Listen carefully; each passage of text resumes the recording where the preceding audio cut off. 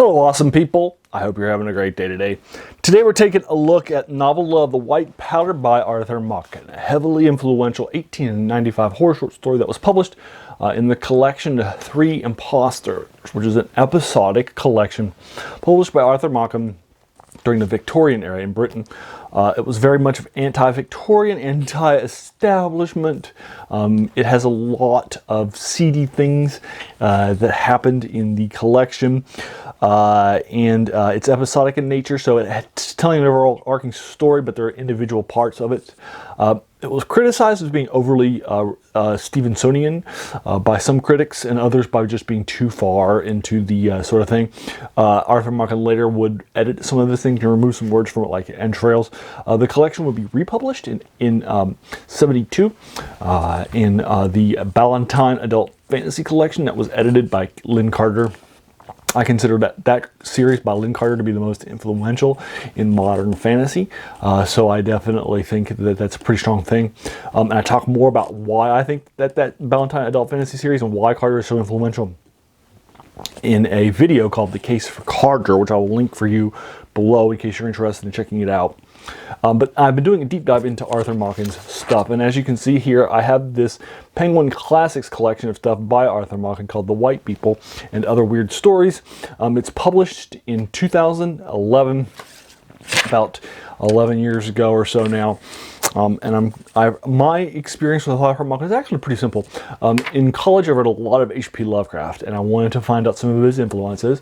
So I picked up a collection of Arthur Machen stuff that was published by KSU, and I read it in the winter of 2005-2006. And I knocked it out then.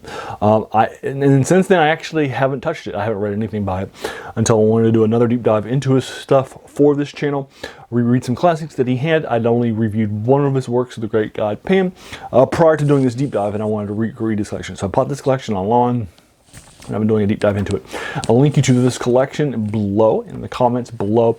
I'll also try to find you the short story, a novel of The White Powder as well, which is heavily influential in the horror genre, and in case it's because I think that this thing's 1895 certainly passed its copyright date, and so I suspect I'll be able to find it online somewhere. But we'll find and see if I can find it, so you can read it whichever way you want to for free online, or by buying the Penguin Classics collection like I did.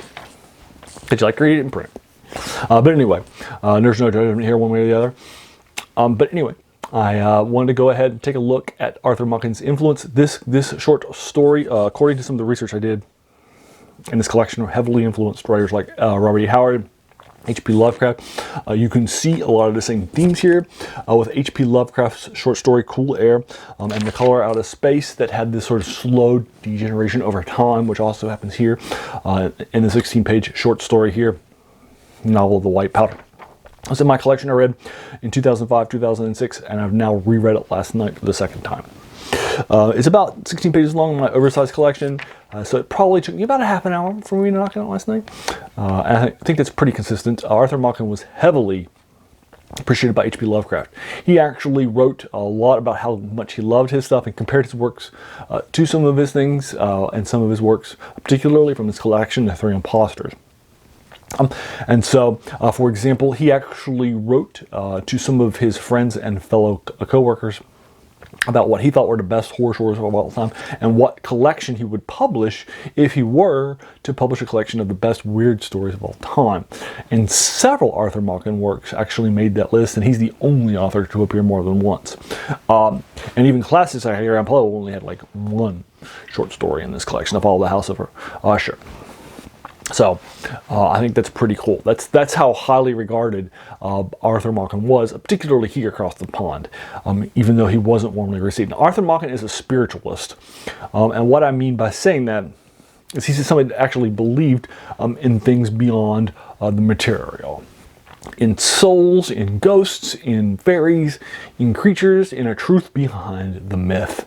And one of the key sort of conversations and issues that are happening in his short stories that we review, from The Great God Pan to The Inmost Light to last week's the novel of the Black Seal, is a conversation and a dichotomy between spiritualism, which he believes in, and he's a dyed-noble spiritualist, and materialism.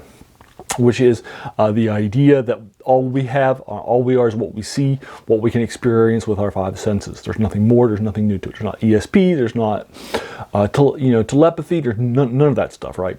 We're materialists. And so this sort of central conversation, and what's going to end up finding out in each of these short stories, we're going to find out that spiritualism is actually correct, and there's going to be that dichotomy. And you're going to find that again here with the novel of the White Powder. This again is a central sort of myth, motif, and somebody who is going to be a dyed-in-the-wool materialist, a medical doctor, after examining the case is going to have, and also being written to by somebody else who he thought was a materialist, but was actually super secretly a spiritualist, is going to prove the case via a document that we're reading as to what actually is behind the titled White Powder. And when we find out the mystery behind the White Powder, it's going to end up being a sort of like, spiritualism, which I actually believed in, but I never told you because I knew you would just dismiss it as a materialist, is actually true. And here's what it actually is, and he proves it. And he puts together that proof thereof, and our doctor moves country to another country and is going to sort of retire and so forth. Our materialist doctor, who's become much more spiritualist. So again, we're going to find out that spiritualism actually is the case, is the correct belief. And spiritualist is, although it was big with some big names during this time, like Sir Arthur Conan Doyle, it's not commonly believed by most people during this time. So it's a little bit anti-Victorian from this too, as well as from some of these sort of airs of Victorian society being hoisted, like particularly in The Great God Being, that I've already reviewed for you. So anyway, we're doing a deep dive into Arthur Machen. This short story, I try to keep my short stories reviews spoiler free, so I'm only going to give you the basic motifs of the first few pages. But basically what's going to happen here is that our main character is going to be a sister of the main character, of a point of view character rather, is going to be the sister of a main character who's going to have some stuff happen to him. He's going to be a lawyer, and after he graduated from law school, from a high published degree, rather than celebrating it and celebrating the successes of his money that he was getting with things like parties and social lives and romantic encounters and so forth, he starts doing 10-hour day weeks, day work days, and he pushes himself more and more and more into it. And he begins to see some of this overuse. He's pushing himself too. He's not taking some time off for himself. He's increasing his work days. And that sort of a thing. So his sister goes to this doctor who I mentioned earlier, who's the materialist, who will have his mind changed by what happens in this story. And she goes to the doctor, who's a friend of the family, and was a friend of their father, who recently died and left the estate to the brother. And she goes to him, and he agrees to come in. He meets with the brother. He gives him a subscription for some medicine. The medicine's mixed at a nearby chemist with this older chemist, and that the brother wants to use because he's a friend of the family, and he's a local nearby person rather than a famous person and so forth. And he gives them this white powder that this chemist has mixed up, that was prescribed for him by the doctor, and then he's going to start taking the white powder. That is the self-titled white powder. Then he's going to start off by making it look like it's actually a positive thing. He becomes much more interested in social lives. He becomes much more grounded, right? And it has some positive effects on the person, and the sister is glad that he does it. But he continues to take the white powder with his water 2 times a day, and it begins to have some less positive effects on him. And slowly over time, there'll be a lot of more and more increasing negative changes to our character, who's the key character in his story. Although again, he's not the point of view character, because the point of view character is his sister. And that's basically the key sort of conflict of this story, and what winds up happening. And that's where the story comes from, the novel of the White Powder. Again, a very influential short story. I'm giving it an 8 out of 10.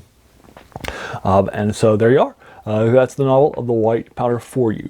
I think it's well done. I think Arthur Machen is definitely a strong writer. He has a lot of great descriptions. It's not longer than it needs to be. It's not shorter than it needs to be. I think 60 pages definitely suits the story very, very, very solidly. You can definitely see the influences of this in some of the places that I've mentioned before, like Lovecraft and Howard. And so you can definitely sort of see that in some of the works. So anyway, I'll go ahead and leave you to it. That is the novel of The White Powder by Arthur Machen. Have you read it?